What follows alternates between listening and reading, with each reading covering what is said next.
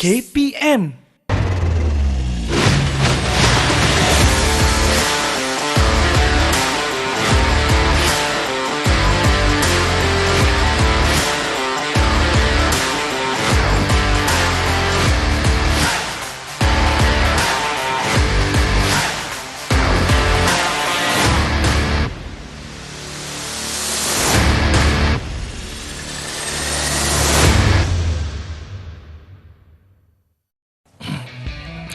RM1, RM2, RM3.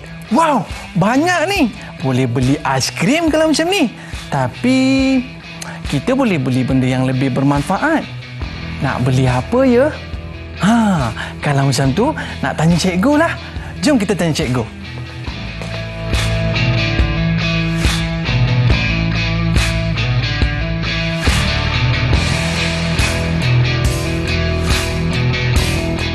Hai, Assalamualaikum warahmatullahi wabarakatuh dan salam sejahtera diucapkan kepada seluruh penonton Didik TV KPM. Anda bersama saya, Aiman Sufian Azman, pada hari ini dalam slot Kelab dan Persatuan.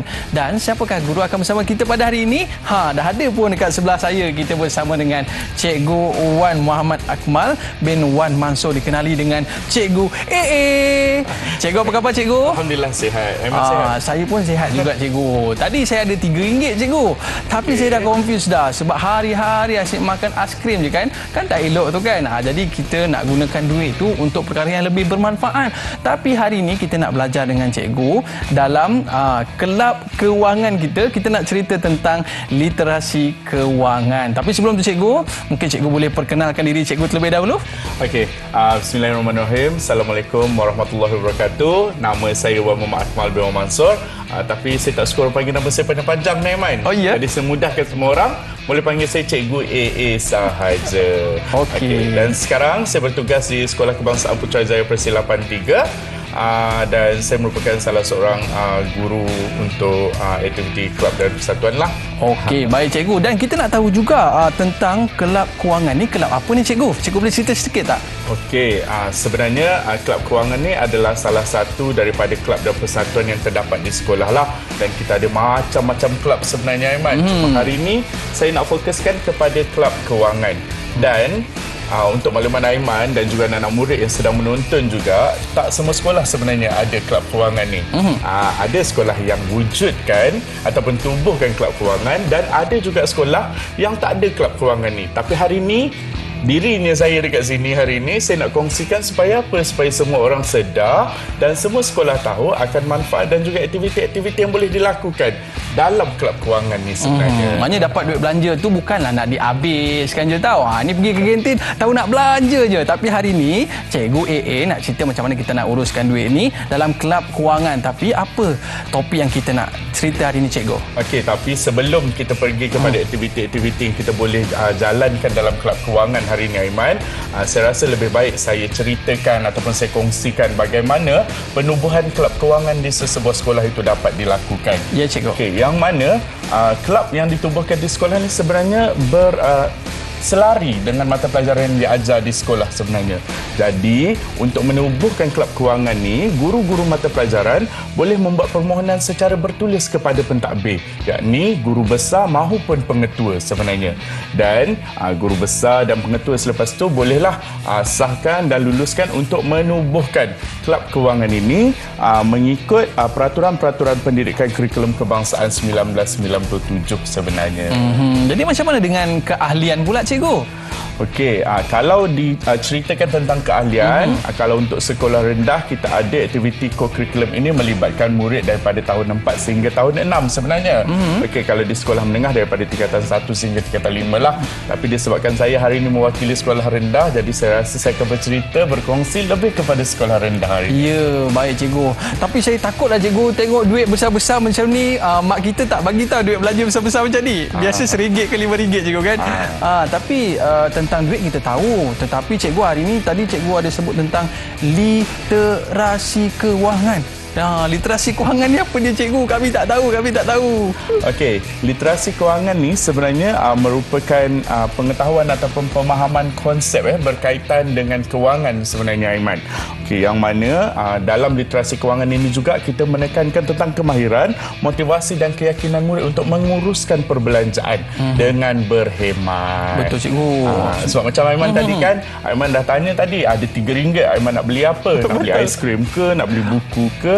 Nak beli mainan cikgu. Kan nak beli mainan. Murid-murid sekarang mainan banyak. Buku pun banyak juga. Ramai sebenarnya yang suka menggunakan duit, yang tahu bagaimana nak berbelanja, tapi sebaliknya perbelanjaan dengan berhemat itu mereka tidak tahu bagaimana untuk lakukan. Jadi cikgu, depan kita ni apa cikgu? Tabung ya? Ya, tabung hari ni, Aiman. Tapi tabung ni saya tak nak sentuh dulu. Tak nak sentuh dulu.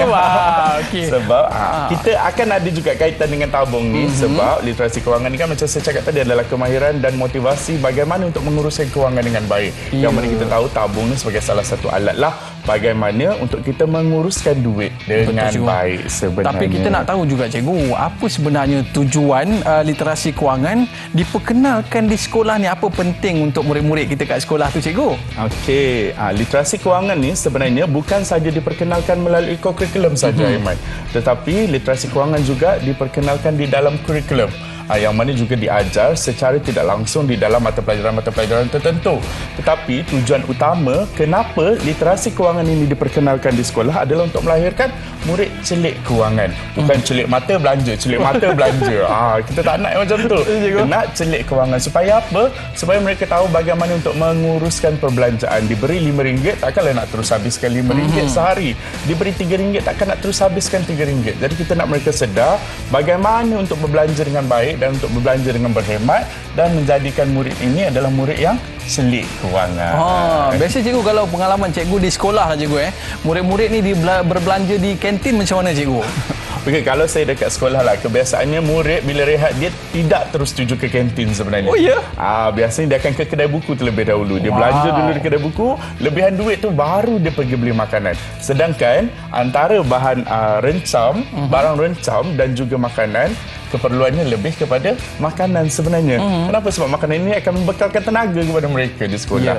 Jadi di sinilah peranan literasi kewangan ini di sekolah. Kenapa literasi kewangan ini diterapkan di dalam mata pelajaran tertentu di sekolah dan juga dalam kurikulum sebenarnya. Betul cikgu. Hebatlah anak-anak murid cikgu ni. Pergi kedai buku dulu. Kalau saya dah berlari pecut dah pergi ke kantin. Takut apa? Takut mi goreng habis. Okey cikgu. Jadi kita nak tahu juga cikgu, institusi yang terlibat dengan literasi kewangan ni cikgu, ada tak agensi ke ataupun badan-badan yang terlibat cikgu? Literasi kewangan ni sebenarnya merupakan salah satu konsep ataupun salah satu kemahiran yang ditekankan oleh pihak ataupun institusi-institusi tertentu, yang mana Kementerian Pelajaran Malaysia ini menyokong kepada literasi kewangan itu sendiri. Yang utamanya seperti kita tahu, kalau berkaitan dengan kewangan, kita ada Bank Negara Malaysia. Bank Negara Malaysia ini merupakan salah satu badan induk lah yang menguruskan literasi kewangan, yang mana kalau berkaitan dengan literasi kewangan, sumber rujukan kita adalah melalui Bank Negara Malaysia. Okey, selain daripada Bank Negara Malaysia, Aiman lah, untuk Aiman ada berapa akaun bank? Saya ada 3 cikgu. 3 akaun bank kan? Okey, kalau Aiman ada 3 akaun bank ini melibatkan bank-bank tertentu, betul? Okey, selain daripada Bank Negara Malaysia, kita juga ada institusi perbankan di bawah Bank Negara Malaysia. Adalah bank-bank tertentu. Dan antara bank-bank yang kebiasaannya berkolaboratif bersama dengan Kementerian Pelajaran Malaysia adalah seperti Maybank dan juga Bank Simpanan Nasional. Yang mana kedua-dua institusi perbankan ini adalah institusi yang aktif menganjurkan pertandingan-pertandingan untuk menggalakkan pendidikan celik kewangan ni sebenarnya. Teman saya pun selalu juga terlibat sebagai hakim dan sebagainya ketika penganjuran-penganjuran aktiviti ini dijalankan. Saya ingat cikgu, bank-bank ni dia datang ke sekolah cikgu, dia bagi seorang satu tabung cikgu. Ini kita seronok dapat hadiah tabung tu, tapi masuklah 10 sen, 20 sen kan. Sampai tabung tu berat, ayah nak pergi bank, nak masuk duit dalam bank kan. Seronok. Sebab Sebab apa? Bila masuk dalam bank, dia bagi tabung baru. Okey cikgu, bagi sekolah-sekolah yang mungkin tak ada lagi kelab-kelab ni, kalau kita sebut tentang penubuhan kelab ini, boleh tak sekolah-sekolah yang belum ada kelab ni untuk menubuhkan kelab ini di sekolah mereka, cikgu? Okey, sebenarnya tidak menjadi masalah ya untuk mana-mana sekolah menubuhkan kelab kewangan ni. Sebagaimana yang saya nyatakan di awal tadi, kelab kewangan ni dapat ditubuhkan apabila ada guru mencadangkan atau membuat permohonan secara bertulis, Aiman. WhatsApp, email tidak diterima, sebaliknya secara bertulis iaitu melalui surat rasmi lah kepada pentadbir, iaitu melalui guru besar maupun pengetua, yang mana seterusnya guru besar ataupun pengetua inilah yang akan mengesahkan untuk penubuhan kelab kewangan tersebut. Jadi tidak ada masalah. Sekiranya belum ada, jadi boleh tubuhkan, tidak menjadi masalah. Sebab apa? Sebab banyak sebenarnya aktiviti-aktiviti menarik yang akan kita kongsikan pada hari ini untuk aktiviti-aktiviti di bawah kelab kewangan ni sebenarnya. Wow, seronoknya. Saya rasa macam nak join je kelab ni kan. Cikgu, selain pada institusi Bank Negara Malaysia dan institusi perbankan, ada lagi tak institusi-institusi yang terlibat dalam kita menjayakan kelab kewangan ni, cikgu?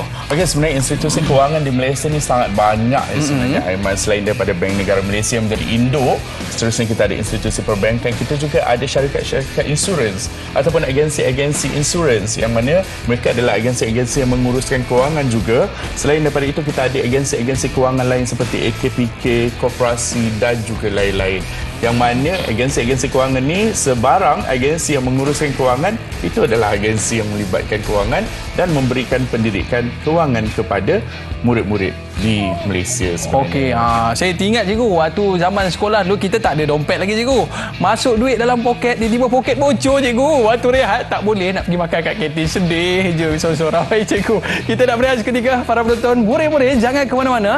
Lepas ni kita nak susun duit kita. Macam mana nak uruskan duit kita? Kembali selepas ini di Didik TV KPM.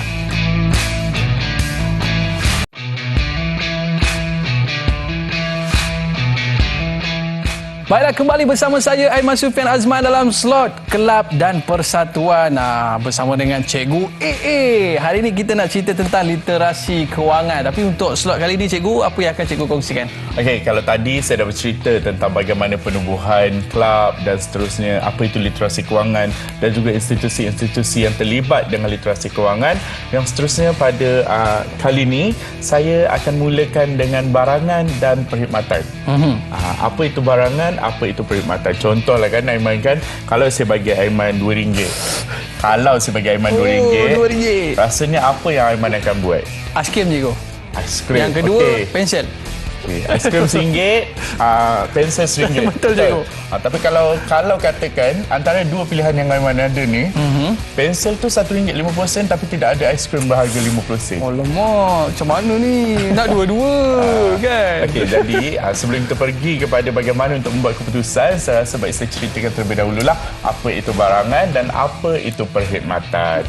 Yang mana kalau kita lihat kepada barangan, barang merupakan mana-mana objek yang meningkatkan utility. Utility itu apa sebenarnya, Aiman? Alamak, utility saya tak tahulah, cikgu. Utility. Utility yang kita tahu adalah bil elektrik, bil air, bil itu, bil ini. Tapi sebenarnya utility ini adalah kepuasan pengguna. Bagaimana sesuatu objek yang dimiliki, yang dibeli oleh seseorang pengguna ataupun konsumer itu meningkatkan kepuasan konsumer itu sendiri. Iaitu konsumer lah, pengguna kan. Jadi itu adalah barang, mana-mana objek. Contohnya Aiman cakap tadi, Aiman nak beli pensel. Jadi pensel itu adalah salah satu daripada barang lah. Itu adalah barang. Mana Aiman bagi duit, Aiman dapat barang. Jadi barang itu adalah barang yang mampu untuk meningkatkan utility ataupun kepuasan pengguna. Jadi yang kedua tadi saya cakap, saya nak bercerita tentang apa, Aiman? Yang kedua, cikgu, tentang perkhidmatan, cikgu. Okey, untuk perkhidmatan. Jadi tadi kita dah tahu bagaimana ataupun apa itu barangan. Sekarang kita lihat pula apa itu perkhidmatan. Yang mana perkhidmatan merupakan kerja yang dilakukan oleh seseorang ataupun sekumpulan individu yang memberi manfaat kepada orang lain, termasuklah tenaga, kemahiran, kepakaran, pengalaman, yang mana akhirnya perkara-perkara ini memberikan manfaat kepada pengguna. Bezanya antara barang dan juga perkhidmatan, kedua-duanya diberikan kepada pengguna dan menjadi yang untuk digunakan oleh pengguna sebenarnya. Tapi bezanya barangan ini adalah untuk meningkatkan kepuasan, sebaliknya perkhidmatan ini adalah untuk memberi manfaat kepada pengguna. Itu perkhidmatan cikgu Ya, itu perkhidmatan. Tapi sebab saya dah terang, saya rasa Aiman pun nampak macam dah faham betul kan ni kan. Ya, cikgu. Jadi saya nak uji Aiman lah hari ni. Lama ada ujian ni. Kalau Aiman tengok dekat sebelah Aiman tu sekarang, kita ada satu bot perkhidmatan dan juga barangan. Dan saya dah sediakan beberapa keping gambar sebenarnya.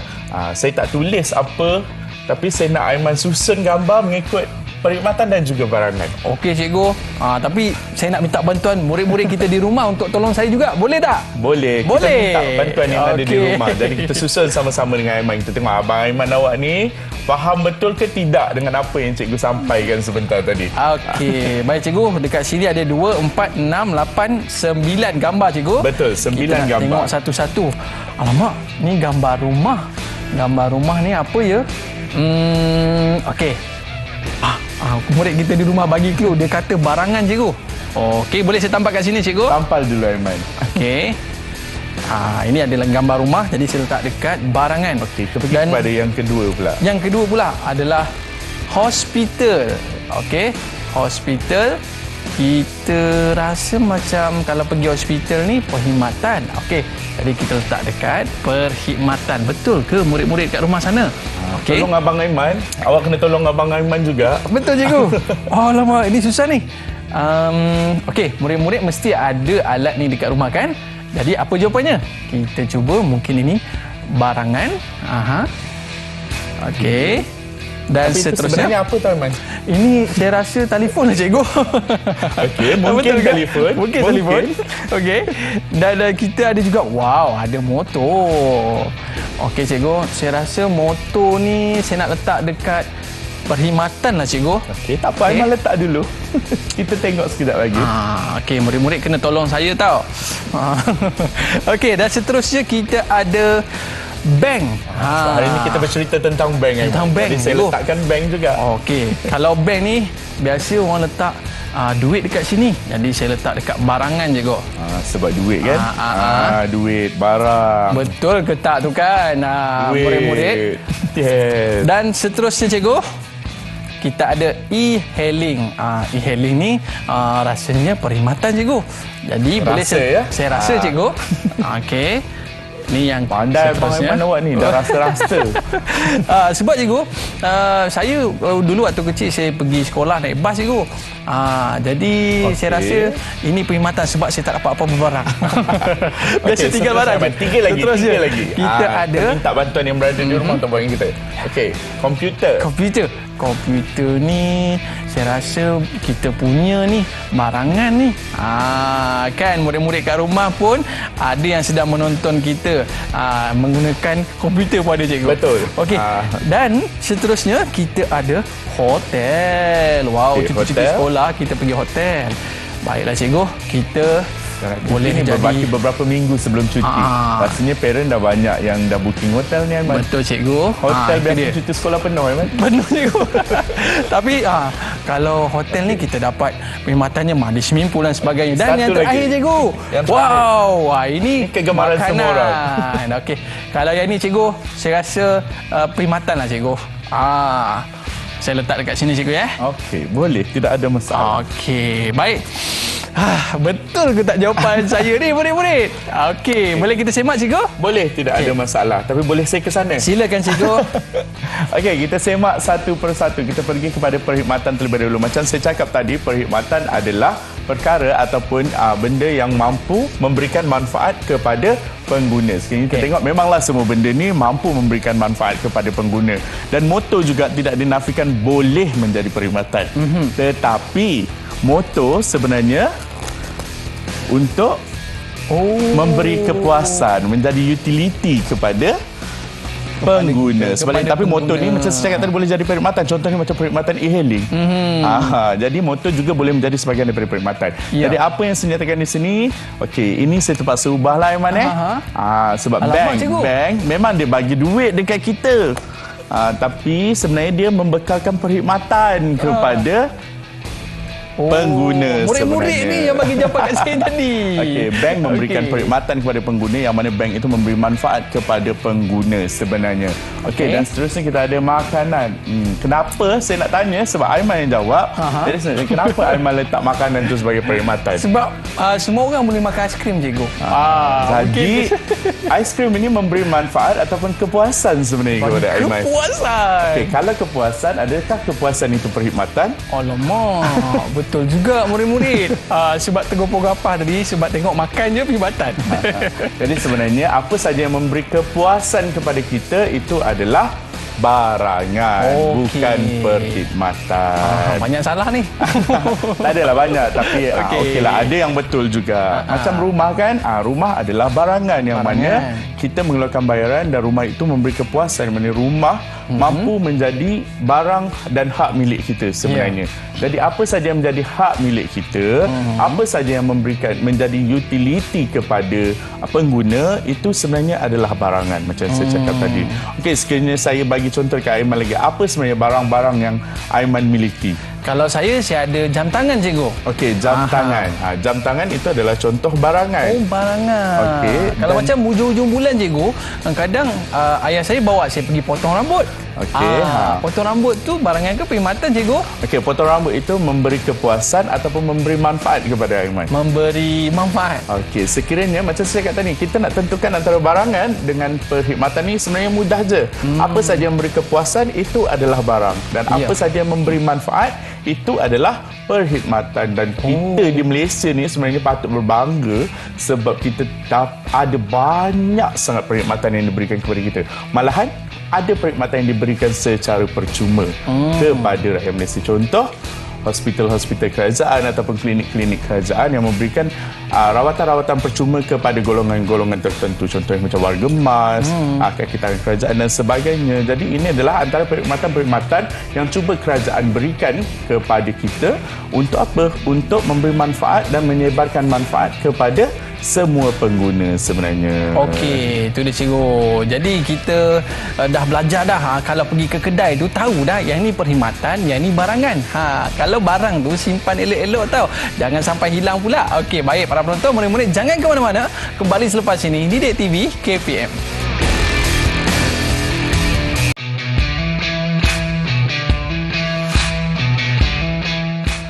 Baik, kembali bersama saya Aiman Sufian Azman pada hari ini dalam slot Kelab Kewangan. Kita nak cerita tentang literasi kewangan bersama dengan Cikgu Okey, Cikgu, untuk segmen kali ini apa yang akan Cikgu kongsikan? Okey, untuk segmen kali ini saya akan kongsikan aktiviti berkaitan dengan pendapatan dan perbelanjaan. Kalau tadi kita dah belajar barangan dan juga perkhidmatan, jadi sekarang kita nak tengok daripada mana pendapatan itu diperoleh dan ke mana perbelanjaan itu dilakukan. Minta mak je lah. Senang betul, boleh minta mak kan. Kalau saya sebagai cikgu, takkan saya nak minta mak saya. Betul. Saya tak boleh minta dekat mak saya. Jadi kita nak tengoklah apa yang memberikan, yang datang sebagai perbelanjaan dan apa yang kita kategorikan sebagai pendapatan sebenarnya. Dan kita ada dua, pendapatan dan perbelanjaan. Apa ni sebenarnya? Alamak, pendapatan, belanjaan. Pendapatan, perbelanjaan. Kita Apa dapat tu, kita Cikgu? belanja, kita dapat kita belanja, kita dapat kita belanja. Tapi yang awak tahu, belanja je, Aiman. Belanja je. Dapatnya tak tahu dari mana. Duit Dapat habis, mana, minta dapat kat mak. Okey, jadi kalau dilihatkan, pendapatan merupakan upah ataupun gaji yang diterima setelah selesai melakukan sesuatu pekerjaan, biasanya diterima dalam bentuk wang tunai ataupun transaksi wang dalam talian. Contoh macam gaji bila lepas bekerja, lepas tu tolong mak kemas rumah dapat upah, lepas tu tolong cikgu angkat buku dapat upah. Itu adalah pendapatan. Apa yang kita dapat. Dapat je pendapatan, dapat je pendapatan. Okey, jadi yang seterusnya nak dibezakan apa pula bezanya pendapatan dengan perbelanjaan ni? Perbelanjaan adalah kos ataupun bayaran yang kita keluarkan untuk pembelian ataupun perkhidmatan dalam proses mendapatkan sesuatu barangan ataupun perkhidmatan. Jadi perbelanjaan ni apa yang keluarlah. Dah dapat kena keluar, dapat kena keluar. Kalau dapat tak keluar penuh bank nanti. Penuh bank nanti. Tak keluar-keluar. Kalau bank penuh nanti nak buat macam mana? Dah tak ada bank dah kita nak ni, takkan nak tanam dalam tanah kan? Kita nak simpan bawah bantal macam orang dulu-dulu. Orang dulu-dulu dia simpan duit duit, bawa bantal, bawa tilam kan. Lepas tu anak makan. Habis duit. Tapi sekarang kita dah ada bank kan, jadi mudah. Sebabnya transaksi gaji pun kalau kita lihat, kalau suatu ketika dahulu gaji ini dibayar dalam bentuk tunai kepada pekerja. Tapi sekarang ni pendapatan itu kita dah boleh peroleh melalui transaksi dalam talian. Sebenarnya tak payah dah pegang duit berbeg-beg James Bond ni. Tak payah dah pegang beg James Bond tu pergi bank hantar satu-satu isi borang. Sekarang kita just klik sampai. Klik dapat. Tak sampai 5 saat pun Aiman dah. Kalau dulu beratur panjang cikgu betul. nak dapatkan gaji. Nak dapatkan gaji, nak keluarkan gaji beratur panjang. Tapi sekarang ni tak perlu lagi semua tu. Dulu waktu saya teringat dengan arwah nenek saya, dia suruh saya picit kaki dia. Dia bagi 50 sen cikgu. Itu kira pendapatan juga ya. Betul, itu adalah pendapatan. Cikgu, cabut uban pun dia bagi 20 sen. Cabut uban kira tak berapa keping uban, satu keping 10 sen, 20 sen kan. Tapi itu adalah pendapatan yang diperoleh. Cuma pendapatan itu tidak secara berkala. Yang mana bukan pendapatan tetap sebenarnya, tapi still masih lagi apa saja yang kita dapat itu adalah pendapatan. Jadi Aiman nampak muka bersinar macam dah faham. Betul lah cikgu. Muka dah bersinar macam dah faham betul-betul ni. Saya biasalah kalau anak murid saya faham Aiman, saya nak uji. Okey, baik cikgu. Dia sebab kalau saya tak uji, saya tak tahu dia betul-betul faham ataupun dia buat faham. Jadi kita nak tengoklah sama ada betul-betul faham ke, buat faham ke. Jadi kita ada satu bakul misteri dekat sini. Okey, bakul misteri. Dan dalam bakul misteri ni ada beberapa keping gambar yang saya dah sediakan. Saya memang suka sediakan gambar ni Aiman. Okey. Dan gambar saya kebiasaannya tidak bertulis, tak ada apa-apa perkataan ataupun ayat. Jadi saya nak tengoklah Aiman teka betul ataupun tidak. Melalui gambar ini Aiman terjemahkan sama ada pendapatan atau perbelanjaan. Baik cikgu, boleh? Okey, gambar pertama Aiman. Sabut. Boleh saya ambil cikgu? Boleh. Mata tak boleh tengok. Okey, murid-murid, kita sama-sama jawab okey. Okey, yang pertama. Gambar yang pertama. Gambar yang pertama. Ini di stesen minyak cikgu. Ya, di stesen minyak. Sebab jarang ada kat rumah pam minyak ni. Memang dekat stesen minyak je biasanya. Yang ni cikgu, saya rasa perbelanjaan cikgu. Perbelanjaan, betul. Betul bukan cikgu. pendapatan. Kalau saya kata saya bekerja di stesen minyak itu, alamak, itu kira pendapatan pula cikgu. Tapi sebenarnya untuk petrol, adakah petrol ini dianggap sebagai pendapatan ataupun perbelanjaan? Satu saja jawapan. Saya rasa perbelanjaan lah cikgu. Nak pergi ke mana-mana kena isi minyak. Betul, perbelanjaan. Petrol adalah sebahagian daripada perbelanjaan. Macam saya cakap tadi, petrol juga boleh menjadi punca pendapatan. Tapi tak semua orang bekerja di stesen minyak dan tak semua orang terlibat dengan petrol sebenarnya. Cuma petrol ini lebih umum sebagai perbelanjaan yang mana kita keluarkan untuk mendapatkan petrol tersebut. Okey, yang seterusnya. Baik cikgu. Okay, satu betul. Apa lagi gambar kita? Kalau dulu-dulu cabut uban dapat 10 sen. Satu 10 sen. Nanti kita cabut dekat pokok tu. Okey, gambar seterusnya. Wow, ni gambar rumah banglo lah cikgu. Okey, rumah banglo. Okey, jadi ini pendapatan atau perbelanjaan? Ini perbelanjaan juga cikgu. Perbelanjaan. Betul, perbelanjaan. Kena bayar installment setiap bulan cikgu. Okey, kena bayar ataupun bayar sewa. Bayar sewa dan bayar bulan-bulan installment. Ya, kalau kita beli jadi hak milik kita, kita kena bayar setiap bulan lah. Tapi macam Aiman cakap tadi, saya tertarik bila Aiman cakap kena bayar sewa bulan-bulan. Penyewa rumah adalah pendapatan bagi dia. Betul. Kalau tuan rumah macam mana cikgu? Itulah. Tuan rumah inilah yang pendapatan bagi dia apabila rumah ini disewakan. Sebenarnya kalau kita sebagai penyewa, itu adalah perbelanjaan kita sebenarnya. Syok lah jadi tuan rumah macam tu. Betul. Jadi belilah rumah banyak-banyak. Lepas tu sewakan banyak-banyak. Duduk rumah setiap bulan, duit gaji masuk, sewa masuk. Jadi pendapatan banyak lah. Okey, baik. Biasanya orang kata bila pendapatan banyak, perbelanjaan pun makin banyak. Betul juga tu kan. Okey. Dulu RM5 belanja RM4 je kan. Baik cikgu. Okey, seterusnya lagi? Boleh. Okey, murid-murid, apa lagi gambar yang nak keluar ni? Ini apa pula ni? Okey, itu apa? Ni rasanya saya pernah nampak kat rumah cikgu. Semua rumah mesti ada. Bil api cikgu. Okey, bil api, bil elektrik. Bil elektrik. Bukan bil api bil elektrik. Kita tak bayar api tau. Mak saya sebut bil api cikgu. Itulah. Rupanya bil elektrik. Bil elektrik. Jangan sebut bil api tau. Kalau api nak kena bayar bulan-bulan. Okey, bil elektrik, perbelanjaan atau pendapatan? Ini perbelanjaan lah cikgu. Okey, jelas dan nyata bil elektrik adalah perbelanjaan. Okey, bagus. Kita terus lagi. Yang seterusnya Aiman. Baik. Apa lagi ada dalam ni? Tu dia. Wow, touching sikit cikgu. Zakat. Okey, zakat. Zakat perbelanjaan atau pendapatan? Ya, ini perbelanjaan cikgu. Perbelanjaan. Betul. Betul cikgu? Yakin? Yakin. Okey, saya cakap dekat Aiman tadi beza Cikgu? antara perbelanjaan dan juga pendapatan adalah perbelanjaan adalah apa yang keluar dan pendapatan adalah apa yang kita dapat. Tapi zakat ni kebiasaannya adalah pendapatan sebenarnya. Cuma zakat ini bagi sesetengah orang adalah perbelanjaan dan bagi sesetengah orang adalah pendapatan. Yang mana zakat ni biasanya kita kategorikan sebagai pendapatan lah. Sebab zakat ini diberikan kepada golongan-golongan yang layak untuk menerima zakat. Wah, tersentuh pula rasa. Kepada murid-murid tu cuba tanya mak ayah dah zakat ke belum? Okey cikgu, kita nak pergi kepada gambar seterusnya. Gambar yang seterusnya. Baik cikgu. Wah, gambar apa pula kita nak dapat ni kan? Gambar apa ni? Wah, ini macam saham je cikgu. Okey, gambar saham. Saham, pendapatan atau perbelanjaan. Ini pendapatan lah cikgu. Betul, biasa pendapatan. saham ni dapat duit. Tapi kalau cikgu. main saham rugi, Alamak, itu perbelanjaan pula. kita dah keluarkan duit, dah main saham, tiba-tiba trading rugi. Rugi pula. Tapi tetaplah saham adalah sebahagian daripada pendapatan. Jadi ramai sebenarnya. Malaysia sekarang dah memang aktif Rakyat Malaysia sekarang memang sangat aktif dengan bursa saham sebenarnya. Dan kalau kita tengok saham ni lah yang mampu menjadikan rakyat-rakyat Malaysia ni bebas wang.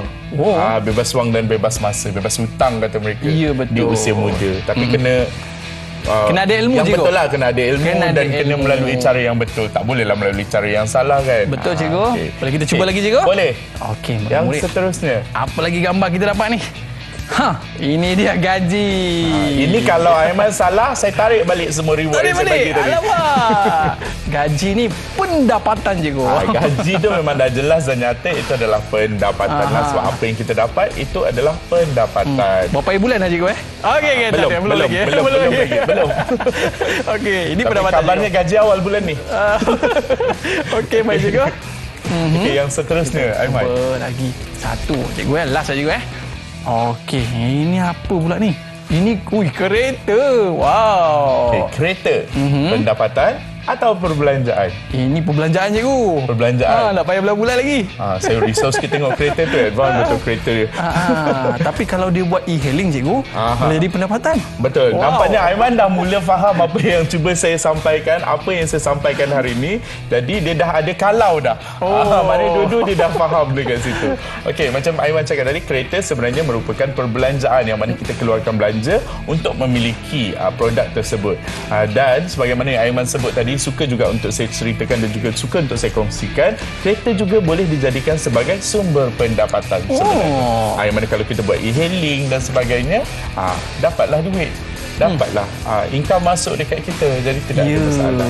Okey, jadi sekarang Aiman pun dah faham apa itu perbelanjaan dan apa itu pendapatan. Yang mana seterangkan sekali lagi untuk Aiman dan juga anak-anak murid yang sedang menonton, pendapatan dan perbelanjaan itu boleh saya mudahkan secara saya ringkaskan, yang mana pendapatan itu adalah apa yang kita dapat hasil daripada usaha kita, contohnya macam gaji ataupun upah, dan seterusnya perbelanjaan adalah apa yang kita keluarkan untuk memiliki sesuatu, tak kiralah sama ada barangan maupun perkhidmatan. Jadi selagi kita keluarkan, itu adalah perbelanjaan daripada pihak kita. Baik, itu dia cikgu. Kita nak berehat seketika boleh cikgu? Boleh. Penonton, murid-murid jangan ke mana-mana tau. Kembali selepas ini di Didik TV KPM.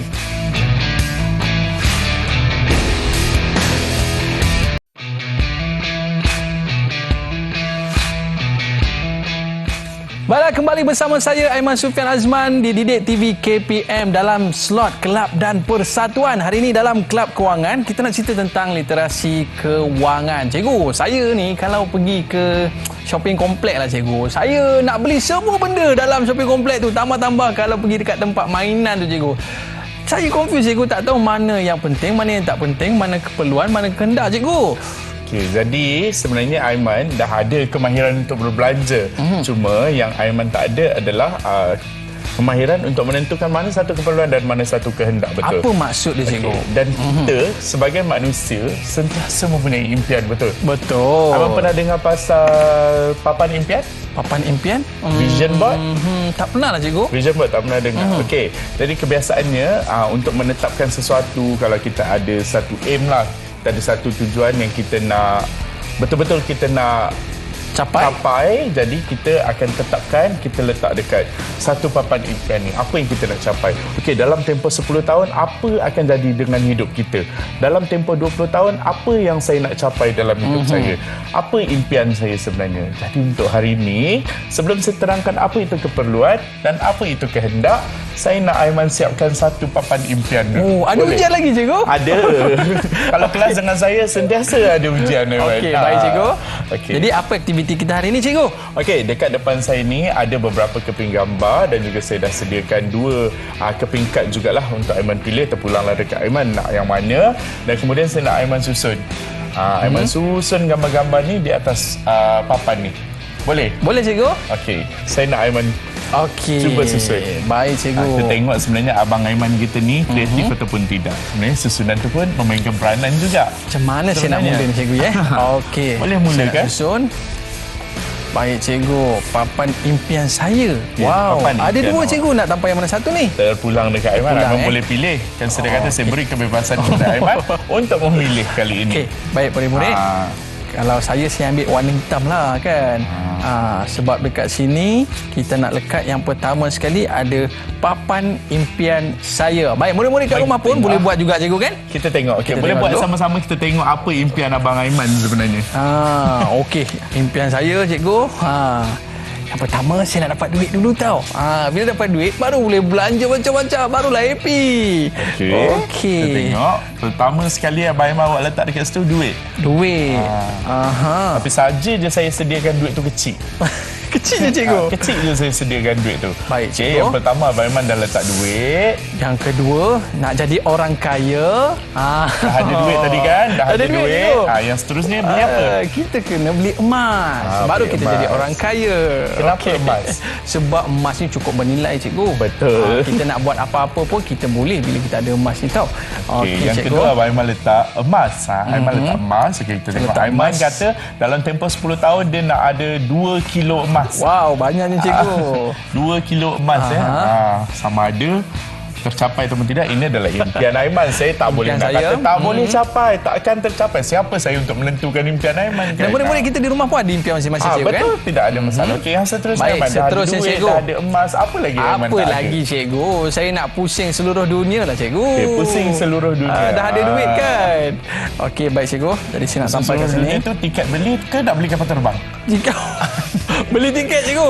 Beli Beli kapal tiket. terbang kaya betul tu. Manalah Okey, tahu Aiman nak beli jet peribadi ke? Wah, itu impian juga cikgu ya. Impian, tidak ada masalah. Okey, baik cikgu.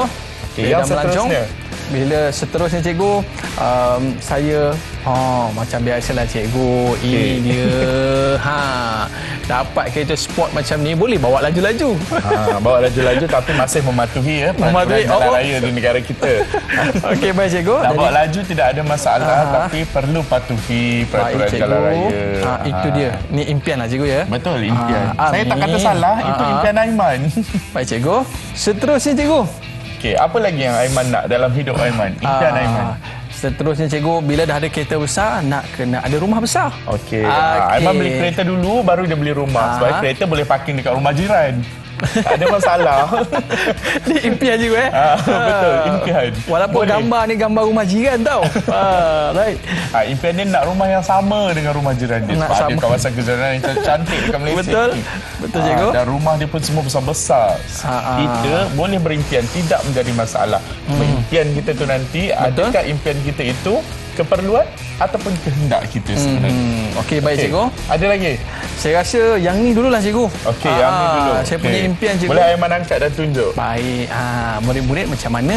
Ada tak impian anda semua? Okey, kalau saya nak tafsirkanlah papan impian Abang Aiman ni, nampak Abang Aiman awak ni sebenarnya seorang yang teratur lah sebenarnya. Susunan dia macam tu, teratur betul. Kemas je susunan dia kan.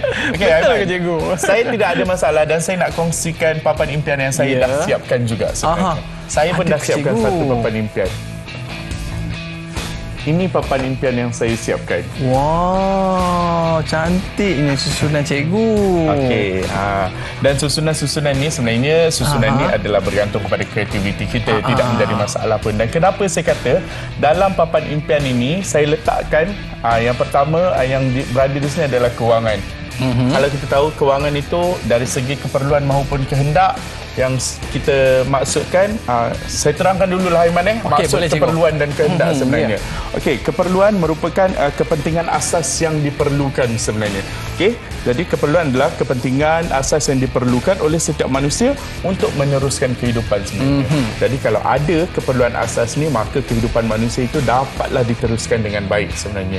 Contoh sebagai kita sebagai manusia, apa keperluan asas kita? Yang pertamanya mestilah oksigen. Okey, oksigen dulu Aiman, baru makanan.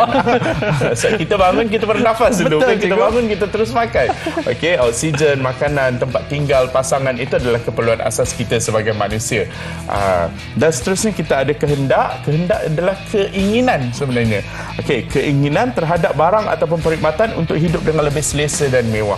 Macam Aiman cakap tadi, Aiman nak rumah besar.